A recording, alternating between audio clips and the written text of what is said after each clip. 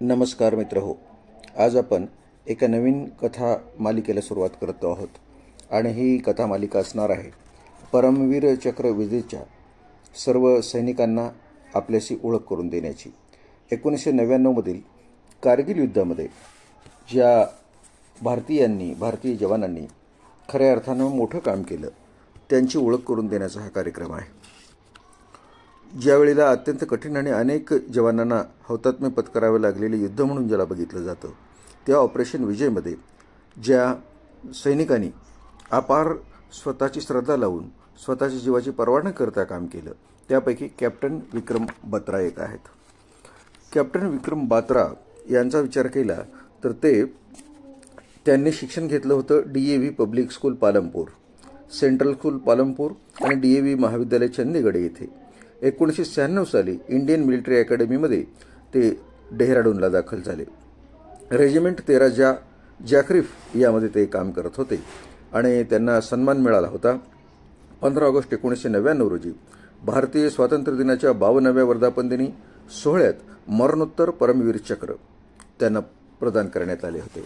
लहानपणापासूनच खूप मोठं धाडस दाखवणारा बात्रा ज्यावेळेला शालेय विद्यार्थ्यांच्या सहलीला बाहेर जावं लागलं आणि एका वळणावर एक विद्यार्थिनी त्या गाडीच्या दरवाजातून खाली पडली, त्यावेळेला तिला वाचवणारा आणि घाईघाईनं घाबरणाऱ्या आईवडिलांना खऱ्या अर्थाने मी तिच्या मदतीसाठी काम केलं म्हणणारे बात्रा हे अत्यंत पराक्रमी आणि शूर होते हे त्यांच्याकडून दिसत होतं.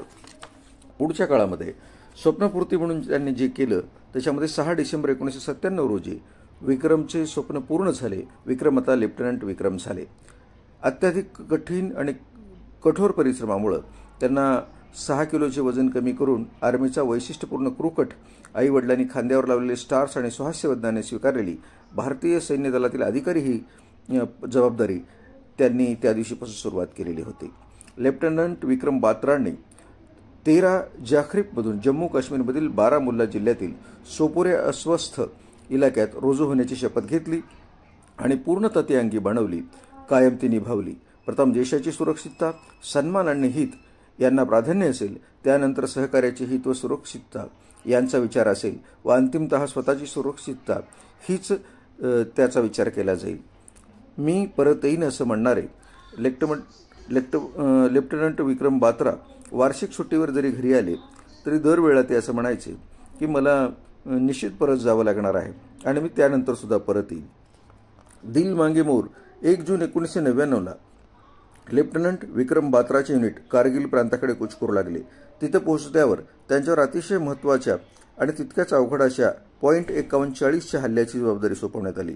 जवळपासच्या डोंगराळ भागातील सर्वात उंच असलेल्या या शिखरावर शत्रूने भक्कम ठाणे उभारले होते व आजूबाजूच्या सर्व क्षेत्रावर नियंत्रण ठेवण्यात ते यशस्वी झाले होते. तरीसुद्धा विक्रमच्या आक्रमक, दुर्दम्य आशावादी आणि निडर वृत्तीमुळे सर्वजण त्यांना शेरशाह म्हणत. शत्रूलाही ते अवगत होते. एवढी जोखमीची मोहीम, एवढे मोठे आव्हान शेरशहांना स्फुरण चढले. छत्रपती शिवाजी महाराजांच्या गनिमी काव्याचा वापर करून त्यांनी तिथून भारतीय सैन्य येणार नाही अशा ठिकाणी आपण स्वतःची चढाई करायचं ठरवलं आणि आपल्या सगळ्या सहकाऱ्यांना घेऊन त्यांच्या अल्फा कंपनीने जायचं ठरवलं. अर्थात यासाठीच त्यांना दिल मांगे मोर असं म्हटलं जात असत. विक्रम बात्रा ज्यावेळेला या मोहिमेवर निघाले त्यावेळेला त्यांनी आपल्या सगळ्या सहकाऱ्यांना सांगितलं या पॉईंटचं नाव आहे 5140, उंची आहे जवळजवळ 17,000 फूट आणि तापमान आहे 29 अंश. तरीही आपणाला तिथं जायचं आहे, कोणाला काही विचारायचं आहे का? आणि सैनिक म्हणाले नाही.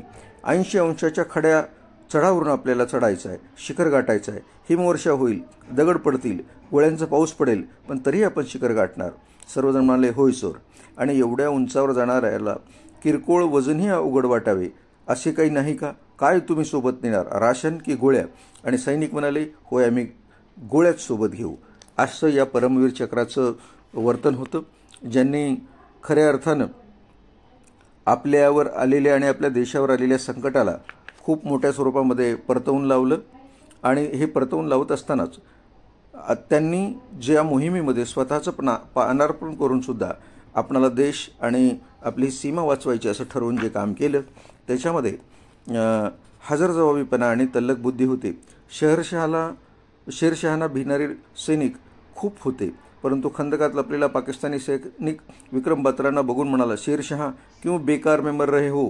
सिर्फ एक काम करो, माधुरी दीक्षित को हमें दे दो, हम अपने वतन को लौट जाएंगे. शहरशाहने त्यांना तुरंत थेरले, गोळी झाडली आणि ओरडले, माधुरीजी तो बिझी है, फिलहाल ये गोली भेजी है. जय माता दी. शत्रूवर शाब्दिक कुरघोडी करत निघालेल्या बात्रांना सहकारी नवीन त्यांच्या पायावर बॉम्ब पडला. त्याला मदत करणे गरजेचे होते. विक्रम बात्राचा एक शिपाई सुभेदार मेजर रघुनाथ सिंह नवीनच्या मदतीला जाऊ लागला. तुफान गोळीबार चालू होता. त्याला मागे खेचून शेरशाह म्हणाले, तू पीछे हट, तू बालबच्चेवाला आहे. ते पुढे गेले. त्यांनी नवीनला खेचून बंकरमध्ये आणले, पण शत्रूने नेम साधला. विक्रम बात्राच्या छातीत घुसलेली गोळी पाठीतून बाहेर आरपार आली. जय माता दी हे त्यांचे शेवटचे शब्द आणि त्यांनी एक खऱ्या अर्थानं डरकाळी फोडली. त्याही अवस्थेत शत्रू सैन्यातील 5ही जणांचा खात्मा करून त्यांनी शेवटचा श्वास घेतला. ते खाली कोसळले, पण पॉईंट 48-75 ताब्यात घेऊनच. इतिहासाची पुनरावृत्ती झाली. गड आला पण सिंह गेला. कॅप्टन विक्रम बात्राच्या दैदिप्यमान कामगिरीबद्दल त्यांना मरणोत्तर परमवीर चक्र या सर्वोच्च सन्मान देण्यात आला व पॉईंट 48-75ला अर्थात त्या शिखराला कॅप्टन बात्रा टॉप असं नाव देण्यात आलं. ज्यावेळी बात्रांचा देह त्यांच्या आईकडे आला त्यावेळेला त्या म्हणाल्या, तिरंग्यात लपटलेल्या आपल्या मुलाचा मृतदेह ज्यावेळेला त्यांच्या ताब्यात आला त्यावेळेला त्या म्हणाल्या, देशाचा सन्मान वाढवणारे असे काहीतरी अलौकिक कार्य त्याला करायचे होते. आपल्या आयुष्याच्या अखेरच्या क्षणी कर्तव्य बजावत असताना त्याने ते करून दाखवले. माझ्या मुलाचा मला अभिमान आहे. त्याने आधी शिखरावर तिरंगा फडकविला आणि मग तिरंग्यात पेटवून तो घरी आला. माझ्या मुलांनी त्याचे शब्द खरे करून दाखवले. माझी सर्व भारतीयांना एकच विनंती आहे की ज्या देशासाठी माझ्या मुलाने आणि कित्येक मातांच्या मुलांनी जीवाची बाजी लावली त्या देशावर नितांत प्रेम करा. नितांत प्रेम करा. त्याच देशावर तुम्ही नितांत प्रेम करा. जय हिंद.